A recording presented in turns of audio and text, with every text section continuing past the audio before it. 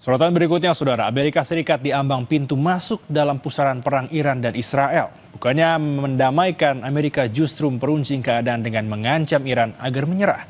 Sekutu utama Israel tersebut kini mulai memindahkan armada tempur mereka semakin mendekat ke Timur Tengah. Sepekan sudah bergulir, perang Iran-Israel belum juga menunjukkan tanda-tanda akan mereda. Saling serang rudal balistik kian memanas. Kerusakan demi kerusakan terus terjadi di kedua pihak. Amerika Serikat sebagai sekutu utama Israel ikut memanaskan suasana konflik.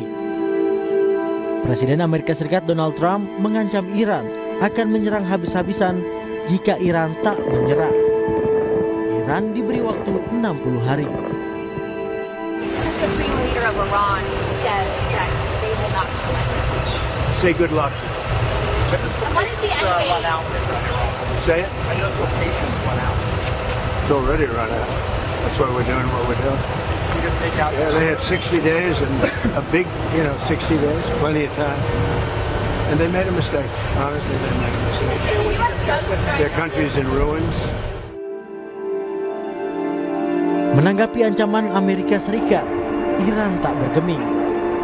Pemimpin tertinggi Iran, Ayatollah Khamenei, menegaskan bahwa perdamaian atau perang tidak bisa dipaksakan kepada Iran.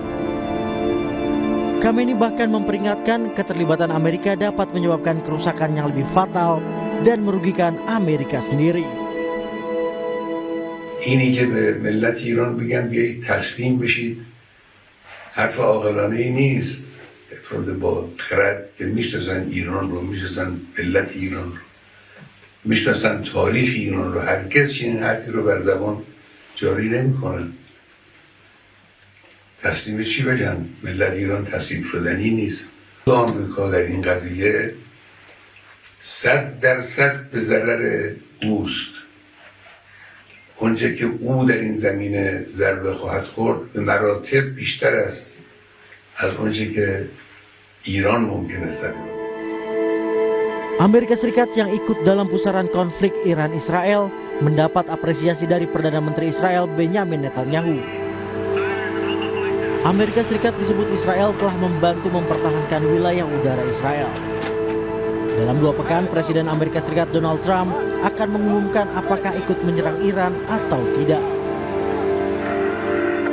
Sinyal Amerika Serikat siaga terlihat dari kapal induk USS Gerald Ford yang sudah bergerak ke Eropa. Meskipun itu pelayaran rutin terjadwal, namun ada kesan bagian dari mitigasi ketegangan di Timur Tengah. Begitu juga dengan pesawat angkut armada tempur milik Amerika Serikat yang diduga sudah bergeser dari Eropa ke basis-basis militer Amerika Serikat di Timur Tengah. Perdana Menteri Israel Netanyahu marah usai serangan rudal Iran menghantam rumah sakit utama di kota Beersheba, Israel. Informasi selengkapnya usai jeda.